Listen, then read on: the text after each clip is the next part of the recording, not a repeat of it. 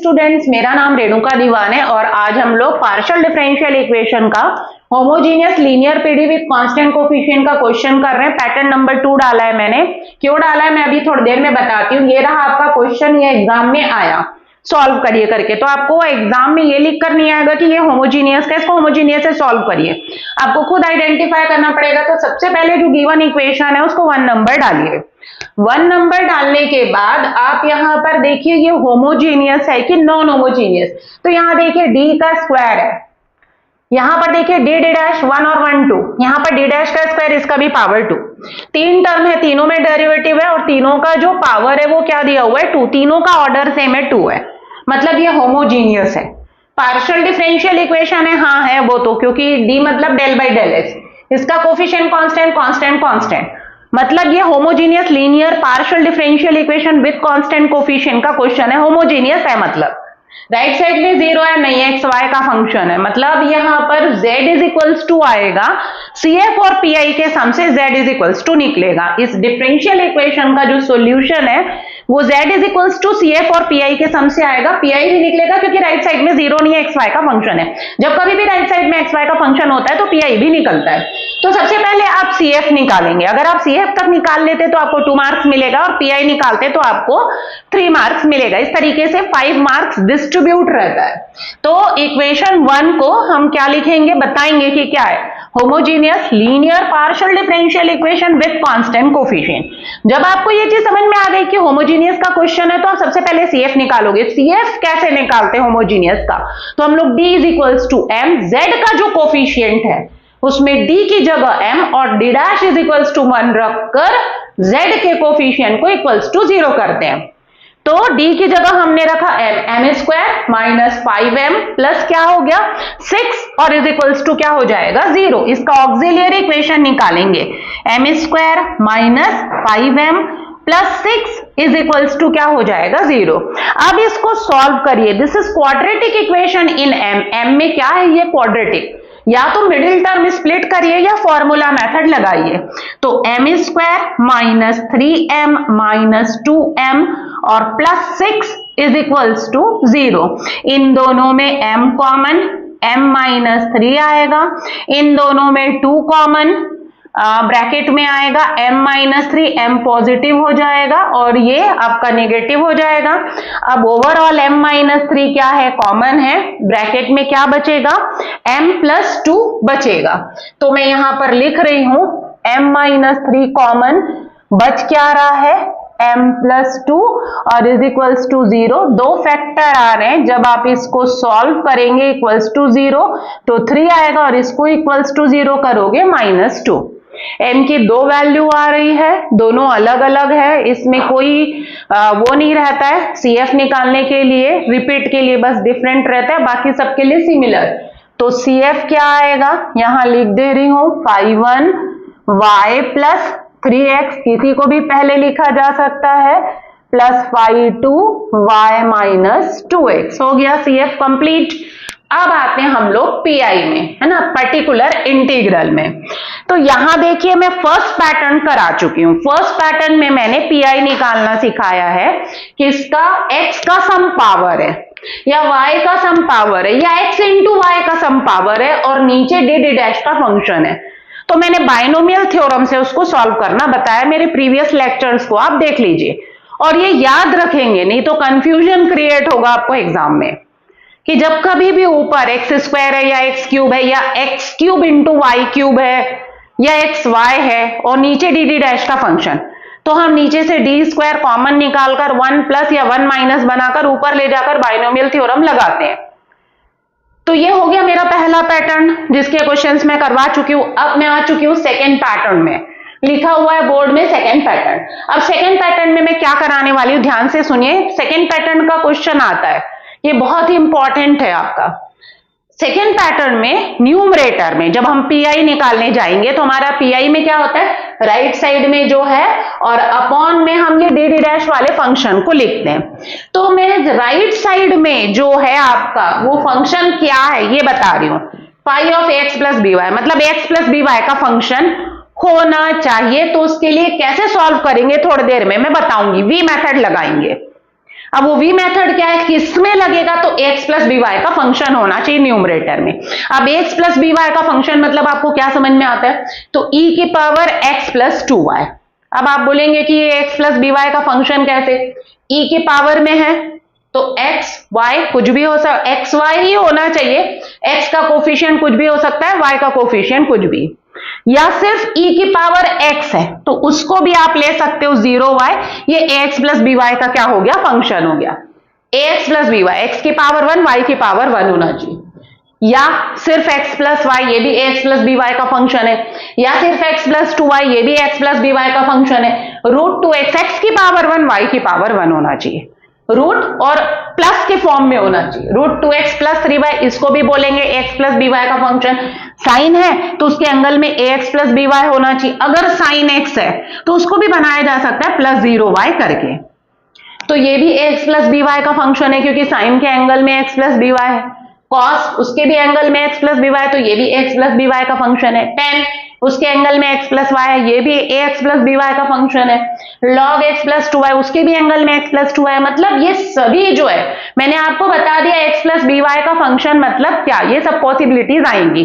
e है तो e की power ax plus B Y रहेगा, या सिर्फ अगर आपका x y है तो 2x प्लस 3y या रूट 2x प्लस 3y, ऐसा।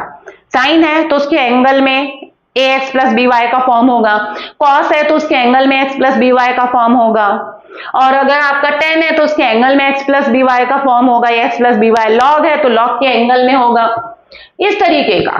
तो जब भी x प्लस बी वाई का फंक्शन है न्यूमरेटर में तो उसका हम पीआई वी मेथड से निकालेंगे। अब कैसे लगाया जाता है वो मैं आपको सिखा रही हूं।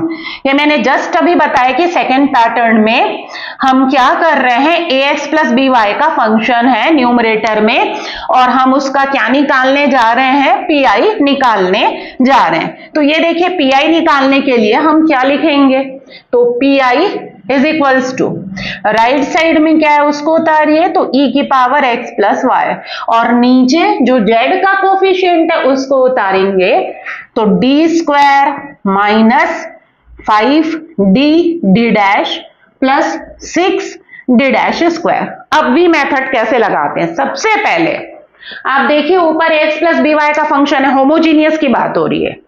अगर सिर्फ x होता तो बाइनोमियल बनाते, लेकिन e की पावर में x प्लस बी वाई, मतलब ये पूरा x प्लस बी वाई का फंक्शन है।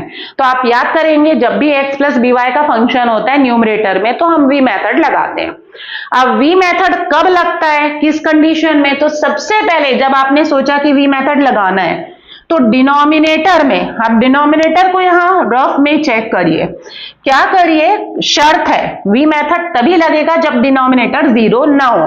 कैसे, तो d की जगह x का कोफिशिएंट, ये देखिएगा e की power x plus B Y, तो यहां पर x का कोफिशिएंट 1 है और y का कोफिशिएंट क्या है आपका 1 है, तो आप d की जगह आप क्या रखिए 1 और d डैश की जगह क्या रखिए 1। क्यों, क्योंकि x का कोफिशिएंट 1 है इसलिए d की जगह 1 और y का कोफिशिएंट 1 है इसलिए d डैश की जगह 1 डिनोमिनेटर में रखे, बशर्ते डिनोमिनेटर 0 नहीं होना चाहिए। अगर डिनोमिनेटर 0 नहीं हो रहा है तब आप उसमें v मेथड अप्लाई करेंगे, तो d की जगह 1, 1 का square minus 5 into 1 plus 6 into 1 का square, 1 minus 5 plus 6, 6 plus 1 7 minus 5 that means 2। तो ये 0 के इक्वल नहीं आ रहा है, डिनोमिनेटर में क्या आ जा रहा है, d की जगह 1 और d डैश की जगह 1 रखने से 0 नहीं आ रहा है। मतलब 100% हम इसमें कौन सा मेथड लगा सकते हैं, v मेथड। पहले ये एश्योर करेंगे कि v मेथड लगेगा कि नहीं। जब आपको ये एश्योर हो गया हाँ डिनोमिनेटर 0 नहीं हो रहा है, इसमें v मेथड लगाया जा सकता है, तो कैसे लगाते हैं उसको ध्यान से देखिएगा। ax प्लस बी वाई है उसको हम v से रिप्लेस करते हैं, यहां पर ax प्लस बी वाई कौन है, x प्लस वाई, उसको हम v से हटाएंगे तो ये e की पावर क्या हो जाएगा, v हो जाएगा। नीचे आपको वही जो अभी आपने किया था, d की जगह x का कोफिशिएंट और d डैश की जगह y का कोफिशिएंट रख दीजिए।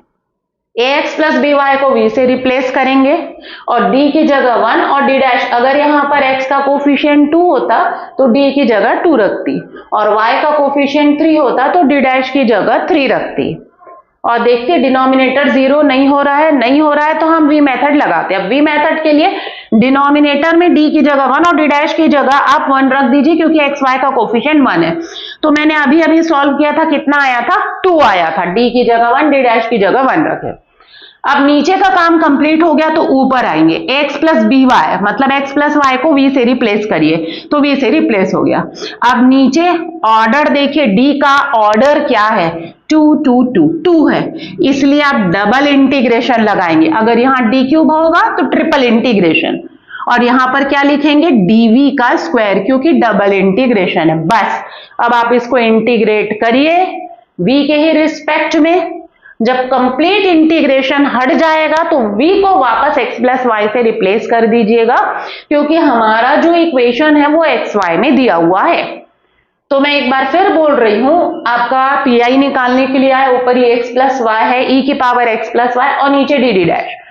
तो आप देखेंगे ऊपर क्या x है क्या नहीं है, e की पावर x प्लस वाई है, मतलब x प्लस बी वाई का फंक्शन है। तो मैंने क्या बताया, x प्लस बी वाई के फंक्शन के लिए हम v मेथड लगाते हैं। v मेथड कैसे लगाएंगे, तो जो डिनोमिनेटर है रफ में, उसमें d की जगह x का कोफिशिएंट और d डैश की जगह y का कोफिशिएंट रख कर देखिए। अगर डिनोमिनेटर 0 नहीं हो रहा है तो 100% उसमें v मेथड अप्लाई होगा। तो मैंने चेक किया, डिनोमिनेटर क्या आ रहा है 2 आ रहा है, 0 नहीं हो रहा है, मतलब इसमें v मेथड अप्लाई किया जा सकता है। तो अब मैं v मेथड अप्लाई करने लगी।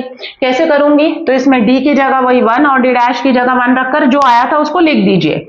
अब न्यूमरेटर को करिए। न्यूमरेटर में क्या, ax प्लस बी वाई जो है, e को नहीं, e का जो पावर है वो ax प्लस बी वाई को v रखना है। तो x प्लस बी वाई को मैंने v लिया, तो ये e की पावर क्या हो गया v। अब इसके आगे इंटीग्रेशन लगाना है, या तो डबल या तो ट्रिपल या सिंगल। तो आप d का पावर देखिए 2 है, इसलिए डबल इंटीग्रेशन आएगा। डबल इंटीग्रेशन है इसलिए dv का स्क्वायर। अब इसको v के रिस्पेक्ट में इंटीग्रेट करिए। जैसे इंटीग्रेशन कंप्लीट हुआ आपका पीआई आ जाएगा। एक इंटीग्रेशन को छोड़ा और एक dv को छोड़ा, एक e की पावर v का v के रिस्पेक्ट में e की पावर v और बाई 2 आपका एज इट इज। अब इस e की पावर v का होगा तो e की पावर v, और नीचे में बाई 2 एज इट इज। ये आ गया पीआई, इंटीग्रेशन हट गया, मतलब सॉल्व हो गया। v को आप हटा दीजिए, e की power x plus Y upon 2, v की वैल्यू x प्लस वाई है। ये आ गया आपका पीआई। देन टोटल आंसर लिखेंगे। टोटल आंसर क्या होगा, इंटीग्रेशन हट गया ना तो आपका आ गया, e की पावर v में नहीं छोड़ेंगे क्योंकि क्वेश्चन xy में है तो सॉल्यूशन भी xy में आएगा। z is equals to cf plus PI. cf ऊपर लिखा हुआ है phi 1 y प्लस 3x है, और प्लस phi 2 y माइनस कितना है 2x, प्लस पीआई कितना है आपका, तो e की power x plus Y divided by 2। तो ये रहा इस गिवन डिफरेंशियल इक्वेशन का सॉल्यूशन। तो स्टूडेंट वी मेथड के क्वेश्चंस आते हैं इसी में, आगे अपॉन में जब 0 हो जाता है। अभी आपका डिनोमिनेटर 0 नहीं हुआ, थर्ड पैटर्न में मैं ये करवाऊंगी कि उसका डिनोमिनेटर क्या हो जाएगा 0। तो ये सेकेंड थर्ड पैटर्न से आता ही है question. So thank you students.